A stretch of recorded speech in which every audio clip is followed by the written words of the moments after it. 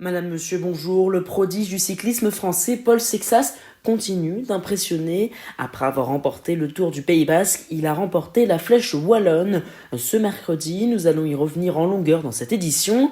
À la une également du basket avec l'attribution de la Coupe du Monde 2031 en France, mais également la commotion malheureusement pour Victor Wembanyama qui a pris un gros choc à la tête. Le casque sur les oreilles, le volume au maximum, un verre à la main. L'œil du sport, c'est parti. Le prodige du cyclisme français Paul Sexas a encore ébloui de son talent et battu un record de précocité. En effet, il est devenu le plus jeune vainqueur de la prestigieuse Flèche Wallonne. Ce mercredi, il devance Mauro Schmid et Ben Tullet, qu'il a déposé dans une attaque lointaine dans le mur de 8. Le très célèbre final, le Français de 19 ans est cependant arrivé amoché, le coup de droit et la cuisse ensanglantée suite à une chute. Bonne nouvelle, côté français, 5 Français figurent dans le top 10 puisque Benoît Cosnefroy a pris la 4e place, Alex Baudin est 6e, Lenny Martinez 8e et Romain Grégoire 9e.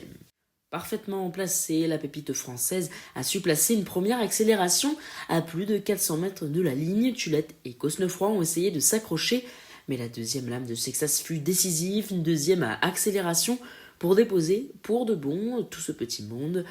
Malgré les doutes concernant son explosivité avant sa première participation à l'épreuve ardennaise, le jeune originaire de Lyon s'est envolé et a pu franchir la ligne avec 3 secondes d'avance sur son dauphin Schmitt. Forcément, c'est une bonne nouvelle pour le vainqueur du jour, alors que les grandes échéances arrivent, même s'il s'est déjà imposé notamment sur la course à étapes le Tour du Pays Basque. C'était le premier Français depuis quasiment 2 décennies à s'imposer sur une course d'une semaine.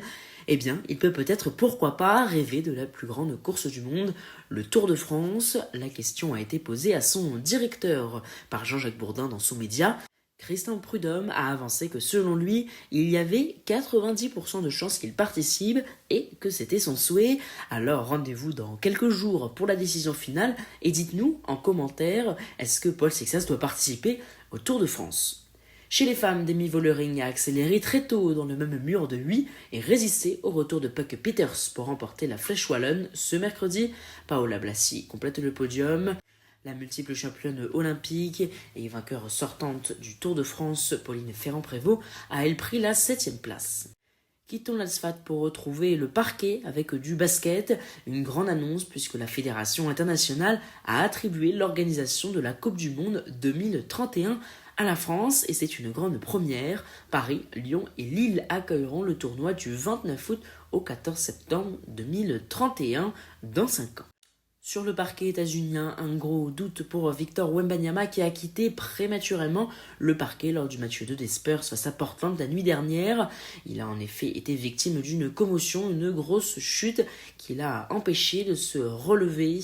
Il pourrait être rétabli rapidement. Les informations n'ont pas encore été communiquées par son club. Son club qui a sombré dans les dernières secondes et s'est incliné face aux Trail Blazers 106-103. Le score donc à l'issue des 2 premières rencontres est de 1 partout. En football, le champion du monde 2018 Florian Thauvin a rayonné de son talent lors de la demi-finale de Coupe de France qui avait lieu ce mardi soir. En effet, il a été buteur et passeur décisif comme au match précédent en quart de finale contre l'Olympique lyonnais. Cette fois-ci, c'était face à Toulouse que les Lensois ont donc battu sans trembler 4-1. Prochaine étape, le vainqueur du Strasbourg-Nice le 22 mai au Stade de France et ce sera bien sûr la finale. En tennis, Arthur Cazaux a été opéré du coup de droit mercredi à Bordeaux. Le Français, 73e mondial, sera absent du circuit pendant au moins 6 mois. Il espère reprendre la compétition à l'automne. Sur le terrain, Adrian Manarino s'est incliné en 2-7, 6-4, 6-2 mercredi au premier tour du Masters 1000 de Madrid face à Ignacio Bosseux. Le jeune péruvien affrontera Arthur Fils, récent vainqueur de l'ATP 500 de Barcelone au 2e tour. Avant de vous présenter le programme, un mot très bref, je vous le promets, de notre partenaire. Il s'agit de myfuturegift.com, un site où vous trouverez tout ce que vous pouvez imaginer, que ce soit des accessoires personnalisables, mais également des idées cadeaux pour vous ou vos proches, des accessoires pour vous mettre ou remettre au sport ou pour décorer votre maison. Rendez-vous sur myfuturegift.com. Allez-y, c'est de très bons rapports qualité-prix et un grand merci à eux de nous soutenir.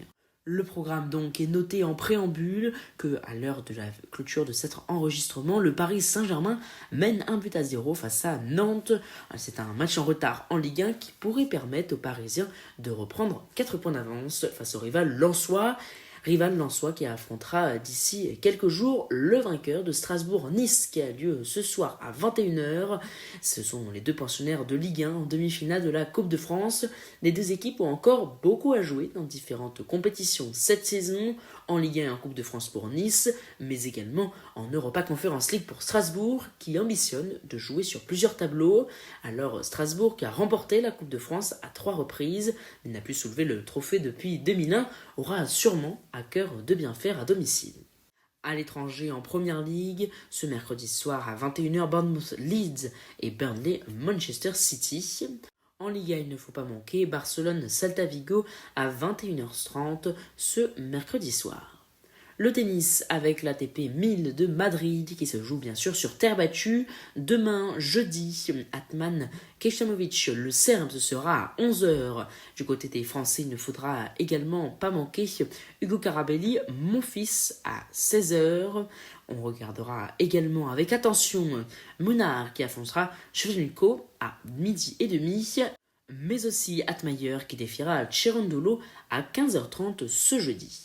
Voilà, vous savez maintenant tout, ou presque, de l'actualité sportive et du programme de ces prochains jours.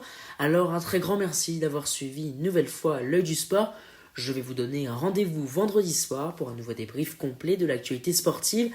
N'hésitez pas, un petit commentaire, un petit pouce, à partager, bref, aidez-nous, ça vous prend que quelques instants et nous, ça nous change tout. Vous pouvez également nous retrouver sur Instagram où nous venons de passer le cap des 1000 abonnés.